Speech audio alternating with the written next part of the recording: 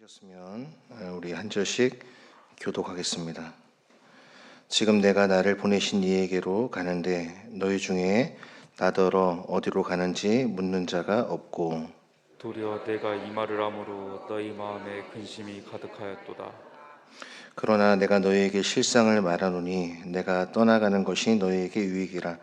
내가 떠나가지 아니하면 보혜사가 너희에게로 오시지 아니할 것이요 가면 내가 그를 너희에게로 보내리니 그가 와서 죄에 대하여 의에 대하여 심판에 대하여 세상을 책망하시리라.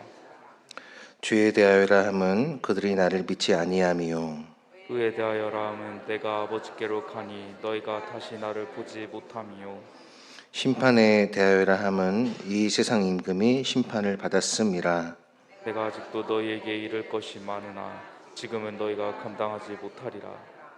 그러나 진리의 성령이 오시면 그가 너희를 모든 진리 가운데로 인도하시리니 그가 스스로 말하지 않고 오직 들은 것을 말하며 장래 일을 너희에게 알리시리라. 그가 내 영광 나타내리니 내 것을 가지고 너희에게 알리시겠음이라. 함께 읽겠습니다. 무릇 아버지께 있는 것은 다 내 것이라. 그러므로 내가 말하기를 그가 내 것을 가지고 너희에게 알리시리라 하였노라. 아멘. 잠시 기도하겠습니다. 살아계신 주님 감사합니다. 오늘도 우리에게 호흡과 생명을 주셔서 주님을 경배하게 하시고 아름다운 성도의 교제를 누리게 하시니 감사합니다. 이 시간도 주의 말씀 앞에 우리가 서 있습니다. 하나님 우리를 외면치 말아주시고 우리에게 말씀하여 주시고 깨닫게 하여 주시고 순종할 수 있도록 힘을 주시옵소서. 감사드리며 예수 그리스도의 이름으로 기도드립니다. 아멘. 할렐루야. 반갑습니다. 예배 자리에 나오신 여러분 모두를 주님의 이름으로 환영하고 축복합니다. 네, 우리 같이 한번 인사를 나눌까요? 4월에도 하나님의 은총이 가득하시길 빕니다. 인사를 나누겠습니다.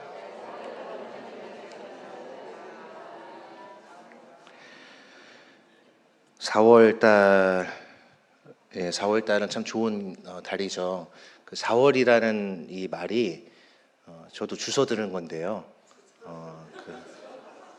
열리다라는 뜻을 가지고 있는 라틴어에서 온 이 계절이 4월이라고 합니다. 그러니까 이제 그 만물이 생동하는 봄, 활기와 생기가 넘치는 이 계절, 여러분의 영혼에도 이러한 생기와 활력이 가득하시기를 축복합니다. 어제 이제 한 분을 만나서 잠시 대화를 나눴는데 그분이 그런 말씀을 하시는 거예요. 등산을 갔다가 이렇게 내려오시는 길인데 등산을 가면서 막 도처에 이제 펴져 있는 꽃들을 보시는 거예요. 그런데 그 꽃이 한겨울에 그 추위를 이겨내고 그 땅에서 일어나는 온갖 그 신비로운 힘, 그 신비로운 힘을 힘입어서 그렇게 꽃을 온 힘을 다해서, 온 정성을 다해서, 온 마음을 다해서 피워내는 거라고 하시더라고요. 그래서 진짜 그렇구나. 꽃 한 송이도 그렇게 한 송이의 꽃이 되기 위해서 그렇게 치열하게 몸부림치고 있는데 나는 정말 한 사람의 그리스도인으로서 얼마나 몸부림치면서 살아가고 있나, 또 그런 생각을 동시에 해보게 되었습니다. 아무쪼록 저와 여러분들이 이 열리는 계절에 하나님과의 관계도 열리고 여러분의 모든 문제도 열리게 되시기를 축복합니다. 오늘 우리가 함께 읽은 말씀을 중심으로 함께 진리의 성령이 오시면 이라는 제목으로 말씀을 살펴보겠습니다. 진리의 성령이 오시면 여러분 어떤 일이 우리 가운데 생기게 될까요? 먼저 오늘 16절 5절부터 15절까지의 말씀을 한 절 한 절씩 살펴보면서 또 우리에게 주신 교훈을 얻었으면 좋겠습니다. 먼저 5절 말씀을 함께 보겠습니다. 지금 내가 나를 보내신 이에게로 가는데 너희 중에서 나더러 어디로 가는지 묻는 자가 없고 라고 예수님께서는 제 아들을 향하여 말씀하고 계십니다. 이 말씀은 무엇일까 곰곰이 생각을 해봤습니다. 여러분 지금 예수님께서는 제 아들을 향해서 어떤 마음을 갖고 계신 거예요? 어떻게 보면 서운한 마음을 갖고 계신 것일 수도 있고 아니면 제 아들을 향해서 안타까운 마음을 갖고 계신 것일 수도 있습니다. 너희가 나와 그렇게 오랫동안 있었는데 그리고 내가 너희에게 이미 수차례 내가 앞으로 예루살렘으로 올라가서 십자가를 지게 되는 것이 하나님의 뜻이라는 것을 수없이 많은 말을 했는데 너희는 이렇게 아직도 둔하냐? 왜 이렇게 깨닫지 못하고 있느냐라고 제자들 향하여 책망하고 계신 것이 바로 5절 말씀입니다. 우리도 크게 다르지 않습니다. 나는 그래도 제자들보다 낫지라고 생각을 하지만 우리도 예수님의 도우심이 우리 가운데 없을 때, 내가 신앙의 길을 걸어가면서 외톨이가 되었다고 느낄 때 우리는 어떻게 불평하죠? 왜 예수님 저를 도와주시지 않으세요? 왜 예수님은 저의 기도에는 외면하고 계세요? 라고 그렇게 물을 때가 많다라는 것이죠. 그러니까 제자들이나 저와 여러분들이나 50보 100보의 존재들이라는 생각을 해보게 되었습니다. 그런데 예수님께서 이렇게 말씀하신 이유는 오늘 6절에 보시면 이렇게 말씀하고 있어요. 도리어 이 말을 함으로 너희 마음에 근심이 가득하도다. 그러니까 지금 제자들은 예수님이 떠날 것 때문에 두려워하고 염려하고 있는 거예요. 그러니까 우리도 신앙의 길을 걸어가면서 성령님이 오시기, 지금은 이제 성령님이 우리 가운데 와 계시지만 지금 제자들 시대에는 성령을 보내주시기 전이잖아요. 그러니까 얼마나 불안했겠습니까? 우리와 평생 동안 함께 할 것처럼 느껴졌던 예수님이 지금 떠나신다고 하니까 너무 막막한 거예요. 너무 두렵고 너무 초조하고 너무 불안한 기색을 지금 숨기지 못하고 있는 것입니다. 그래서 예수님께서는 너희 마음에 근심이 가득하도다라고 제자들 향해서 말씀하고 계신 것이죠. 그런데 그 다음 말씀에 반전이 숨어져 있습니다. 우리 7절 말씀을 함께 같이 읽어볼까요? 그러나 내가 너희에게 실상을 말하노니 내가 떠나가는 것이 너희에게 유익이라. 내가 떠나가지 아니하면 보혜사가 너희에게로 오시지 아니할 것이요 가면 내가 그를 너희에게로 보내리니 라고 말씀하고 있습니다. 너희에게 실상을 말하노니 내가 떠나가는 것이 너희에게 유익이라. 예수님은 제자들을 항상 사랑하시고 제자들에게 유익이 되는 일만 하셨습니다. 지금도 마찬가지죠. 우리의 일상에서 일어나는 모든 일은 사실 다 유익한 거예요. 우리가 봤을 때는 왜 나에게 이런 일과 왜 나의 어떤 앞길에 이런 형통함이 있지 않을까 생각을 할 때가 있지만 사실 그것은 너무나 우리가 근시안적으로 바라보고 있는 것이죠. 여러분의 신앙의 여정에서 여러분들이 좀 멀리 내다보는 해안을 갖게 되시기를 바랍니다. 멀리 천리안까지는 되지 못하더라도 근시안을 가지면 안 되겠죠. 바로 앞만 보는 그런 자가 되어서는 안 됩니다. 우리는 조금 하나님의 큰 그림, 그리고 그 하나님의 큰 그림 안에서 현재 내 삶이 어느 정도 위치에 있는가를 볼 수 있는 안목이 사실 우리에게 필요한 것이죠. 근데 그런 안목은 거저 주어지는 것이 아닙니다. 그래서 오늘 예수님께서 말씀하시는 것을 보면은 이렇게 말씀하시죠. 내가 떠나가지 아니하면 보혜사가 너희에게로 오시지 아니할 것이요 가면 내가 그를 너희에게로 보내리니. 이미 요한복음 14장에서 보혜사 성령에 대해서 말씀해 주고 계십니다. 보혜사라는 뜻을 지난번에 우리가 함께 살펴봤는데 기억하고 계신가요? 보혜사, 위로자, 격려자, 우리의 보호자, 우리의 상담자, 우리의 도움자, 바로 그분이 보혜사 성령임을 말씀하고 계신 거예요. 그러니까 예수님께서 이제 떠나가셔서 이 보혜사 성령을 너희 제자들에게로 보내주시겠다고 말씀하고 계신 거예요. 보혜사 성령이 오시면 어떤 일이 발생하냐, 그것을 오늘 8절에서 말씀하고 있는데, 첫 번째는 죄에 대하여, 두 번째는 의에 대하여, 세 번째는 심판에 대하여 세상을 책망하신다라고 말씀합니다. 여기 책망하신다라는 말씀은 어떤 말씀이냐면 단순히 정죄한다 이런 의미가 아니라 꾸짖는다는 말씀이죠. 우리가 자녀를 꾸짖을 때를 생각해 보시면 됩니다. 여러분, 자녀를 왜 꾸짖으시죠? 그렇죠? 잘못했으니까 정신 바짝 차리라고 꾸짖는 거예요. 예. 이 설교를 준비하면서 제가 부모님께 꾸지람 받았을 때를 생각해 봤어요. 아주 오래전 얘기죠. 부모가 자녀를 꾸짖는 이유는 기분 나빠서 꾸짖는 경우는 없습니다. 내가 오늘 기분이 안 좋으니까 너 나한테 꾸지람 좀 받아야겠다. 이런 부모가 세상에 어디 있습니까? 그러니까 자녀가 꾸짖는 이유는 잘못했기 때문에 꾸짖는 거예요. 그런데 자녀는 그걸 모르죠. 왜 나를 이렇게 미워할까? 나는 내놓은 자식인가? 이런 생각을 할 때가 있잖아요.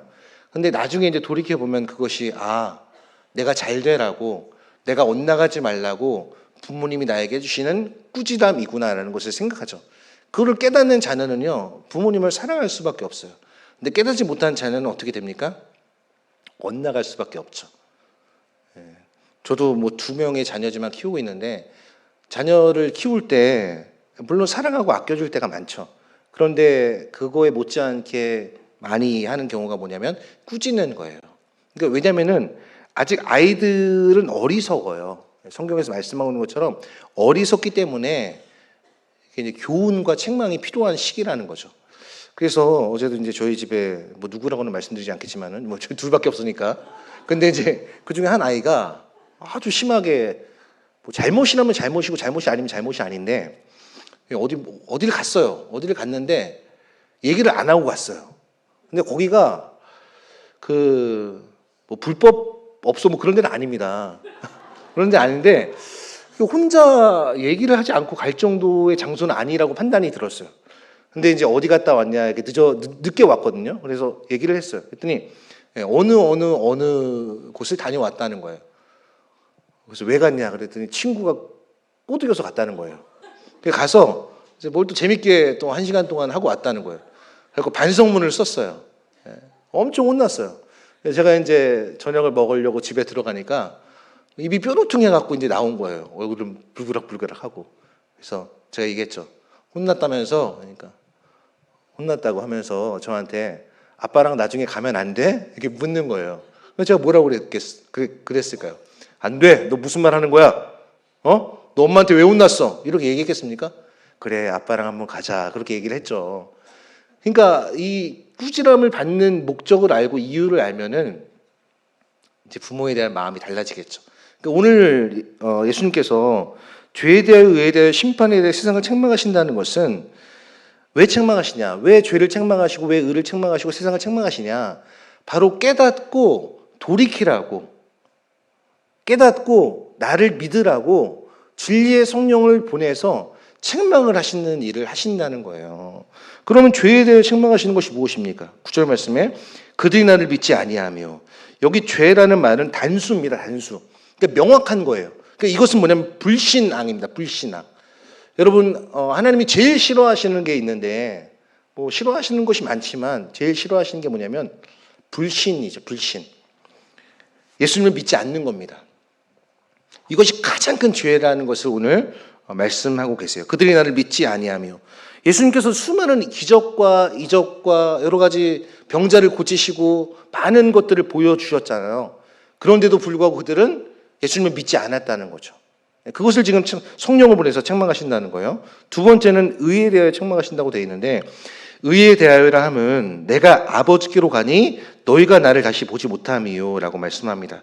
즉 예수님이 이제 사명을 마치시고 하나님께로 올라가신다, 승천하신다. 이것이 바로 예수님의 의로움을 증명하는 길이 된다는 것을 성령께서 말씀해 주신다는 거죠.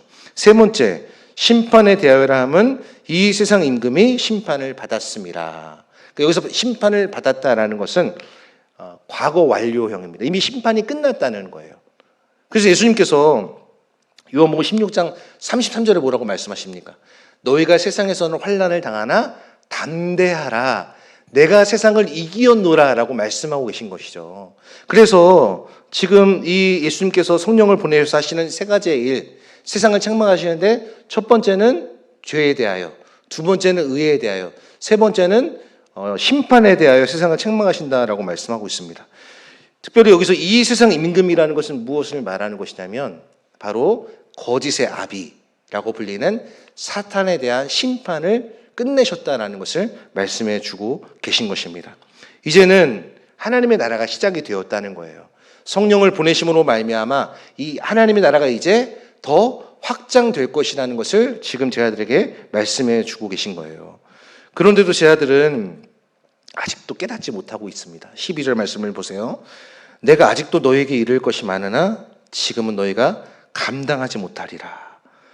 그러니까 지금 예수님께서는 이 계시를 계속해서 제 아들이 알게 되기를 원하시는 거예요. 여러분, 우리가 어렸을 때는, 신앙이 약할 때는, 신앙이 이제 막 걸음마를 할 때는 어떻습니까?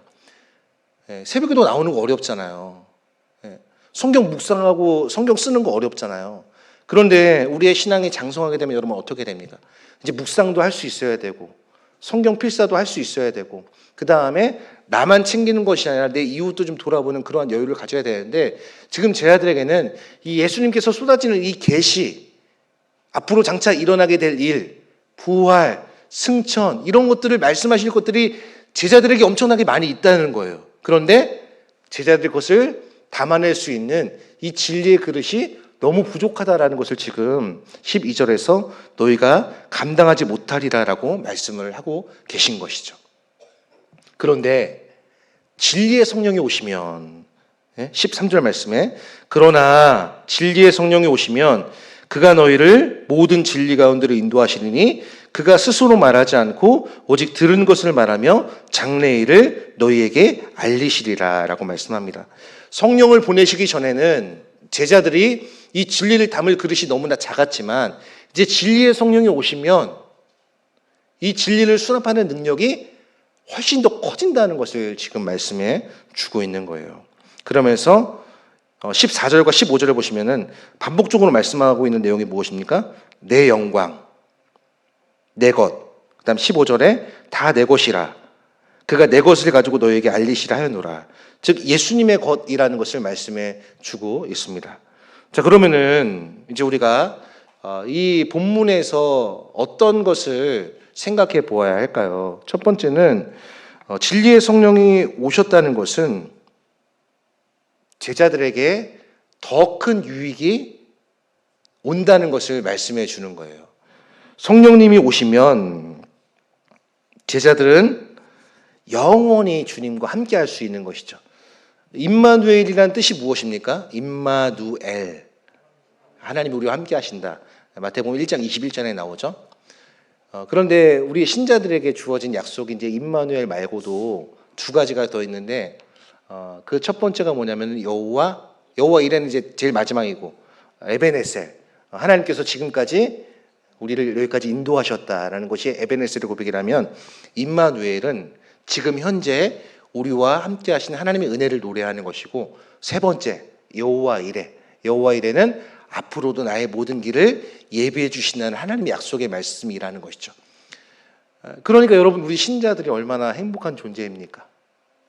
여호와 이레의 하나님, 에베네셀의 하나님, 임마누엘의 하나님으로 우리의 과거와 우리의 현재와 아직 우리가 어떻게 될지 모르는 우리의 미래까지, 우리의 모든 것이 다 누구의 손 안에 있다는 거예요? 하나님의 손 안에 있다는 거예요. 여러분, 그러니까 여기서 우리가 무엇을 느낄 수 있냐면은 안정감을 느낄 수 있죠. 아이들이 어렸을 때 이렇게 안고 있으면은 막 청년들이 와서 아우 예쁘다 하고 좀 안아보게 해달라고 이렇게 하잖아요. 그럼 이제 아이를 건네줍니다. 건네주면은 처음에는 이렇게 잘 안고 있어요. 근데 이제 좀 안고 있으면 이제 아이가 불안해하죠. 하고 막 울어요. 그럼 이제 다시 이제 엄마나 아빠한테로 와요. 엄마한테 많이 가는데, 엄마의 품에 안긴 아기의 모습이 여러분 어떻습니까? 굉장히 평온하고 안정감이 있어 보이지 않습니까? 마찬가지죠. 신자는, 성도는 하나님의 손 안에 우리의 인생이 있다는 걸 인정하며 살아갈 때 제일 자신 있게 살아갈 수 있고, 제일 담대하게 살아갈 수 있고, 제일 안정감을 느끼며 살아갈 수 있고, 제일 평안하게 살아갈 수 있는 거예요. 저는 저와 여러분들에게 이러한 평안함과 안정감이 넘치게 되기를 바랍니다. 그래서 우리가 뭔가 일이 잘 되지 않아도 두려워하지 않을 수 있고, 불안해하지 않을 수 있고, 염려해하지 않을 수 있는 근거는 바로 하나님의 손 안에 우리의 인생이 있다는 것이고, 그분이 우리를 가장 선한 길로, 가장 완전한 길로 이끌고 가시는 도상 중에 내가 지금 여기 있다라는 사실을 인식하게 되면 우리는 더 이상 불안해하지 않고, 염려하지 않고, 두려워하지 않을 수 있는 것입니다. 두 번째로 진리의 성령이 오시면 그분은 우리가 말씀을 통해 살펴본 것처럼 세상을 책망하시고 복음을 드러내 주시고 계십니다. 여러분, 세상이 판단하는 것, 세상이 우리를 판단하죠. 세상이 기독교를 막 판단하고 정죄하지만 그러나 그들의 판단과 정죄는 완전치 않습니다. 오직 그리스도의 복음, 그리스도의 판단만이 완전한 판단이라는 것을 성경은 우리에게 말씀하고 있죠. 그러니까 성령께서 말씀을 통해서 우리에게 좀 이렇게 우리의 마음을 불편하게 하시거나 또 우리의 마음을 좀 이렇게 막 흔드실 때가 있거든요. 그때는 여러분 지체 없이 우리가 하나님 앞에 하나님 잘못했습니다. 하나님 제가 마음을 고쳐 먹겠습니다. 이렇게 나오는 게 우리 신상에 굉장히 유익합니다. 뻗팅겨 봤자요. 손해는 누가 보는 거냐면 내가 보는 거예요. 예. 그러니까 성령께서 우리를 책망하실 때 그냥 찬송가의 고백처럼 그냥 주 앞에 자복하고 엎드리는 게 그게 제일 현명하고 지혜로운 우리의 대처 방법이라는 것을 지금 예수님께서는 말씀해 주고 계신 거예요. 그러니까 우리 주변에 예수를 믿지 않는 사람이 있다는 것, 불쌍히 여겨야 됩니다, 진짜. 물론 우리의 힘으로 그 사람을 구원할 수 없지만은 우리가 그 사람을 불쌍히 여길 수 있잖아요. 그게 예수님의 마음이잖아요. 그러니까 믿음이라는 것이 내가 믿고 싶다고 해서 믿는 게 아니에요. 우리 지난주에 부흥회 때 믿습니다 들으셨죠? 그거 되게 안 믿어지네 이러잖아요. 그 믿음은요, 내가 그렇게 하는 게 되는 게 아니에요. 하나님이 믿게 해주셔야, 우리의 눈을 들어 보게 해주셔야 믿는 거예요. 여러분, 창세기에 롯과 아브라함의 가장 뚜렷한 특징이 무엇인지 아십니까? 롯은 자기가 눈을 들어 바라봤어요. 자기가 눈을 들어. 그런데 아브라함은 여호와께서 눈을 들어 보게 하셨다라고 말씀하고 있어요. 저는 저와 여러분의 인생이 우리가 자발적으로 눈을 들어서 보는 그런 인생이 아니라 하나님께서 눈을 들어 보라고 말씀하셨을 때 그 음성을 듣고 순종하여 하나님께서 주신 은택의 복을 누리는 저와 여러분들이 되시기를 축복합니다. 우리는 정말 그런 자가 되어야 돼요. 그런 자가 어떤 사람이냐면은 시냇가에 심은 나무와 같은 사람이에요. 창세기를 보게 되면 창세기 3장에 생명나무가 나옵니다. 생명나무. 그리고 시편 1편에 보면은 시냇가에 심은 나무가 나옵니다. 그리고 요한계시록을 보게 되면은 또 생명나무가 나와요.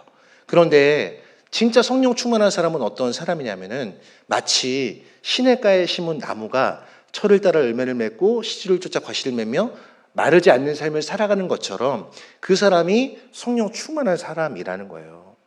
여러분, 성령은 우리의 감정을 막 흥분시키셔서 우리를 막 그렇게 어떤 그런 분이 아니세요. 물론 성령께서 하신 역할 중에 그런 역할도 있죠. 그러나 오늘 본문에서 말씀하고 있는 가장 중요한 성령의 역할은 뭐예요? 우리를 진리 가운데로 인도해 주시는 분이라는 거예요. 여러분, 성령 하나님께서 언제 가장 활발하게 일하시는지 아십니까? 성령 하나님께서 가장 역동적으로 가장 활발하게 움직이는 시간이 언제인지 아세요? 말씀이 선포될 때. 이 말씀이 선포될 때 성령 하나님께서는 이 말씀을 수레바퀴 삼아서 우리의 심령 가운데로 오시는 거예요. 그래서 우리를 깨우치시는 거예요. 이렇게 살아야 하지 않겠니? 이와 같은 삶은 우리가 좀 지향해야 하지 않겠니? 우리가 이와 같은 삶을 지향해야 하지 않겠니라고 자꾸 우리를 깨우쳐 주시는 거예요. 그게 성령님이 하시는 일이라는 거죠. 그래서 에베소서 1장 17절을 우리 함께 보겠습니다. 에베소서 1장 17절 말씀 같이 한번 볼까요? 우리 주 예수 그리스도의 하나님 영광의 아버지께서 지혜와 계시형을 너에게 주사 하나님을 알게 하시고, 자, 이 말씀을 보세요. 우리 주 예수 그리스도의 하나님 영광의 아버지께서 지혜와 계시의 영을 너에게 주사 하나님을 알게 하시고, 그러니까 우리는요, 하나님이 지혜와 계시의 영을 주시지 않으면 하나님을 알 수 없습니다. 대학 교수라고 해도요, 수많은 박사학위, 철학 박사학위를 갖고 있다 할지라도 이 지혜와 계시의 영은 하나님이 주시지 않으면 하나님을 알 수 없어요. 성령으로 말미암지 않고는 예수를 주라 할 수 없어요. 그런데 우리 찬송가의 고백처럼 내 나이 비록 어려도 하나님이 이 진리와 계시의 영을 주시면 그 아이가 아무리 어려도 하나님을 알 수 있는 거예요. 그러니까 여러분, 우리들이 기도해야 될 제목은 뭐냐면은 진리의 성령님, 저에게 와주십시오. 그래서 제가 이 지혜와 계시의 영으로 하나님을 알 수 있도록 도와주십시오라고 기도해야 되는 거예요.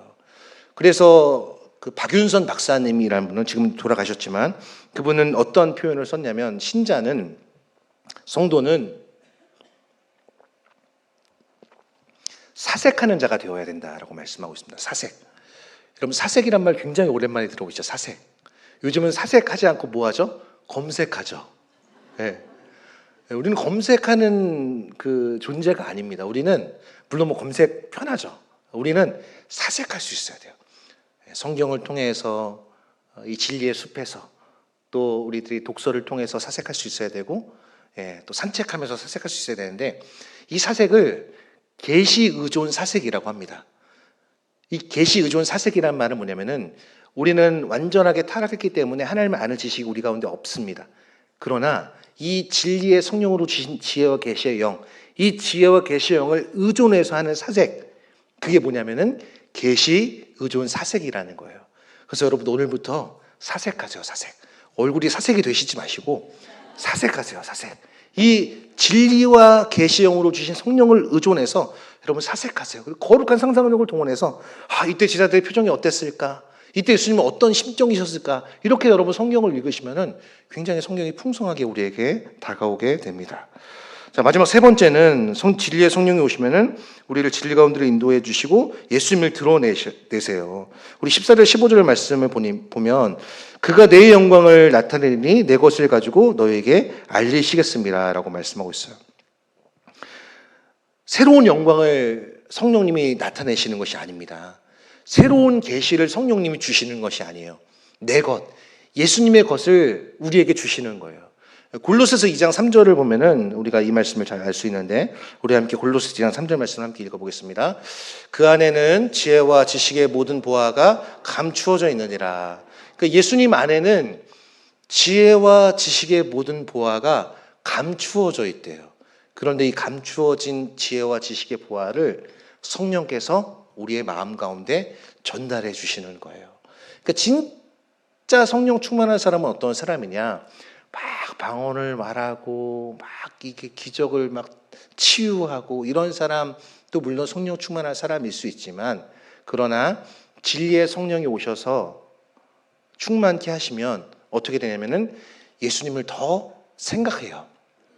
예수님을 더 사랑해요. 그러니까 어떤 사람이 성령 충만한 사람이냐면은 그 사람과 얘기하고 그 사람과 만나고 그 사람과 있으면은 예수님을 떠올리게 되는 거예요. 예수님이 이런 성품을 가지셨겠지. 예수님이 이런 온화한 표정을 가지셨겠지. 이렇게 예수님을 떠오르게 하는 사람이 어떤 사람이냐면은 진리의 성령으로 충만한 사람이라는 거예요. 그래서 저는 여러분들에게 이러한 진리의 성령이 여러분의 가정과 여러분의 일상 가운데 충만하게 되시기를 바랍니다. 그 안에는 지혜와 지식의 모든 보화가 감추어졌느니라. 그래서 마태복음 13장을 보게 되면은 이 마태복음 13장이 무슨 장인지 아세요? 천국장이죠. 천국장. 천국장 말고 천국장인데요. 이 천국장에 보면은 그 밭에 감추인 보화를 발견하고 어떻게 합니까? 집에 가서 땅 문서 들고 와서 사잖아요. 그게 신자의 삶이라는 거예요. 그 예수를 발견하고 거기에 온 몸을 던져 불태웠던 사도 바울처럼 그게 진리를 발견한 사람, 진리의 성령이 충만한 사람의 모습이라는 것을 오늘 성경은 우리에게 보여주고 있는 것입니다. 사랑하는 성도 여러분, 우리는 주님의 음성 듣고 싶어 하죠. 그렇죠, 여러분. 우리는 주님께서 이렇게 음성으로 말씀해 주셨으면 좋겠다 싶어요. 야, 너 이거 해라. 너 이거 하지 마라. 이렇게 좀 아주 명료하게 좀 우리가 그 누구도 부인할 수 없을 정도의 그런 음성을 듣고 싶어 합니다. 그런데 여러분 꿈은 깨십시오. 그런 음성 절대 들려주시지 않습니다.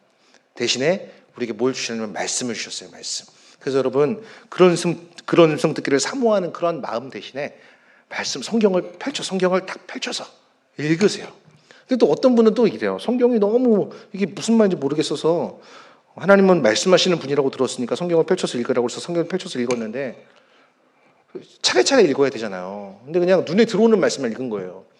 한장한장 살펴보는 게 너무 좀 번거로우셔서 그러셨나 봐요. 딱 읽었는데 어떤 말씀이 눈에 딱 들어오냐면은 가룟 유다가 이에 목매어 죽으니라 이 말씀이 나온 거예요. 하나님이 신실하시고 선하시고 자비가 많으신 분이신데 아니야, 이럴 리가 없어. 그래서 또 다시 펼쳐서 이렇게 딱 읽었어요. 그때 어떤 구절이 눈에 딱 들어오냐면은 가서 너도 이와 같이 하라. 이게 들어왔다고 합니다. 여러분, 하나님 그렇게 말씀하시는 분이 아니십니다. 하나님은 우리가 읽은 성경에서, 여러분이 새벽기도 때 또 말씀 묵상을 통해서 또 목장에서 함께 나누는 말씀들을 통해서 또 여러분 뭐 극동방송을 듣는다거나 아니면 신앙서적 읽는다거나 그런 거를 통해서 계속해서 이제 하나님이 우리에게 음성을 들려주시죠. 너 진리대로 살아야 된다. 진리를 따라 살아야 된다. 너 예수님 사랑해야 된다. 그게 성령이 우리에게 주시는 음성이라는 거예요. 말씀을 맺겠습니다. 사랑하는 성도 여러분, 우리는 제자들과 크게 다르지 않은 연약한 모습이 우리 가운데 있습니다. 그러나 진리의 성령이 오시면 우리를 진리 가운데로 인도해 주신다고 말씀해 주고 계십니다. 그래서 우리들은 말씀드린 것처럼 계시 의존 사색, 우리에게 지혜와 계시형을 풍성히 부어 주셔서 저와 여러분들이 세상의 어떤 다른 것은 모른다 할지라도 주님의 말씀, 주님께서 이 땅 가운데 오셔서 하신 일, 그다음 주님께서 이 땅 가운데 오셔서 하실 일, 그 하실 일을 기대하면서 하루하루 성령과 동행하면서 육체의 소욕을 이기며 살아가는 우리 모든 성도님들 되실 수 있기를 주님의 이름으로 간절히 소망하며 축복합니다. 우리 이 시간 함께 말씀을 기억하면서 찬양하겠습니다.